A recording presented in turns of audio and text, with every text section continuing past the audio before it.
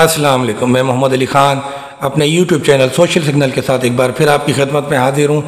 آج ہم نے بات کرنے کے لیے گفتگو کرنے کے لیے جو ٹاپک منتخب کیا ہے وہ ہے on line peri مریدی، on line روحانیت، آن لائن استخارہ، سب کچھ آن لائن چل رہا ہے۔ یہ کیا چل رہا ہے، یہ کیا ہو رہا ہے، اس پر بات ہوگی۔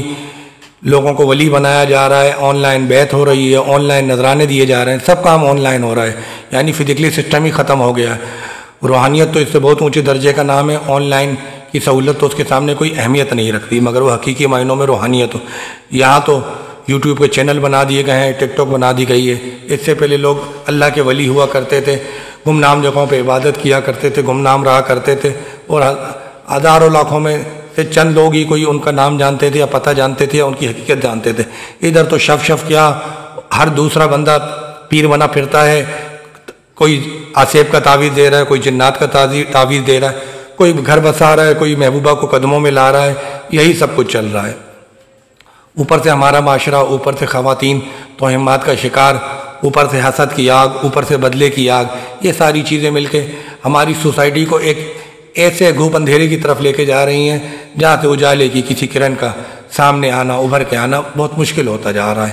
ان ساری معاملات کی ذمہ داری مجموعی طور پہ معاشرے کے تمام مکاتب فکر پر بھی عائد ہوتی ہے، مذہبی رہنماؤں پہ بھی عائد ہوتی ہے، لبرل لوگوں پہ بھی عائد ہوتی ہے، سماجی و سیاسی رہنماؤں پہ بھی عائد ہوتی ہے کہ انہوں نے معاشرے کی فکر کو، سوچ کو بدلنے کے لیے کام نہیں کیا، اس کی پوزیٹیوٹی کے لیے حقیقی معنوں میں کام نہیں کیا۔ گراس روٹ لیول پہ کہیں نظر نہیں آتا کہ ایسے ہتھ کنڈے باز لوگوں سے کس طرح نپٹنا ہے، ایسے ڈھونگی لوگوں سے کس طرح نپٹنا ہے۔ عالم تو یہ ہے کہ جو فیملیاں، جو غریب لوگ 1 کلو بکرے کا، آدھا کلو بکرے کا گوشت نہیں کھا سکتے، وہ بھی پیر صاحب کو پورے کا پورا بکرا دے آتے ہیں کہ جی یہ لیجیے پیر صاحب نذرانہ قبول کیجیے۔ نذرانہ قبول ہو گیا تو سمجھ لے سب کچھ قبول ہو گیا، اور پیر صاحب ناراض ہو گئے تو معاذ اللہ ان کی سوچ یہ ہوتی کہ اللہ ناراض ہو گیا، اب ہمارا کیا ہوگا۔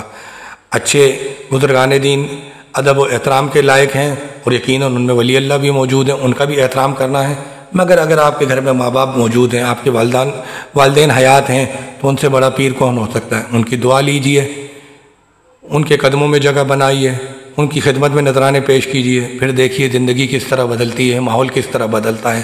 جھوٹے لوگوں سے دور رہیں۔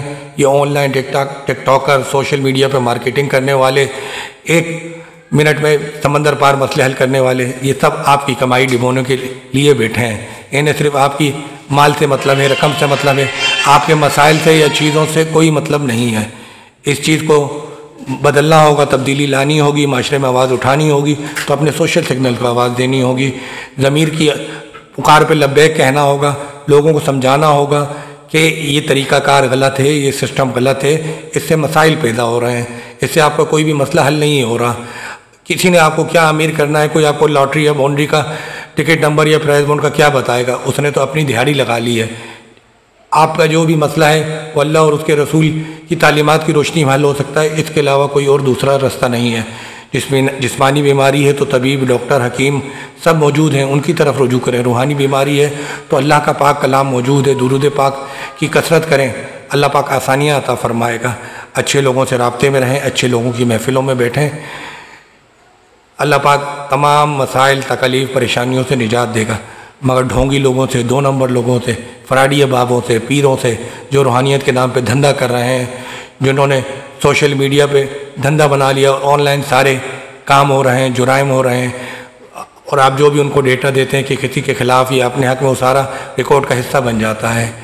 آپ کی وائس ریکارڈنگ بھی ہوتی ہے، آپ کی آڈیو ویڈیو بھی ہوتی ہے، اور بہت سارے معاملات تو یوں سامنے آئے ہیں کہ معاملات بلیک میلنگ اور جنسی ہراسانی تک جا پہنچتے ہیں۔ تو خواتین کو اس معاملے میں بہت محتاط رہنے کی ضرورت ہے۔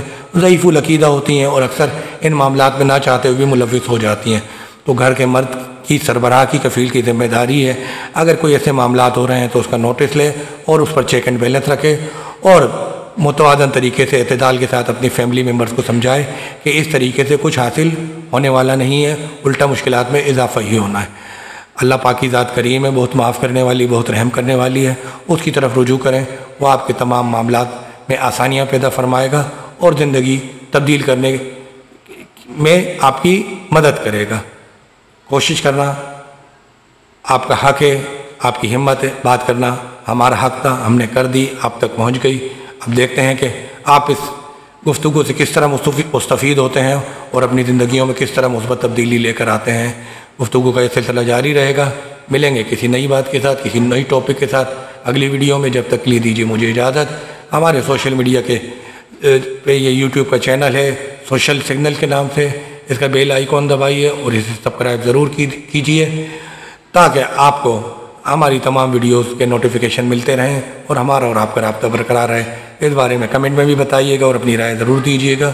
جب تک کے لیے دیجیے مجھے اجازت۔ اللہ حافظ۔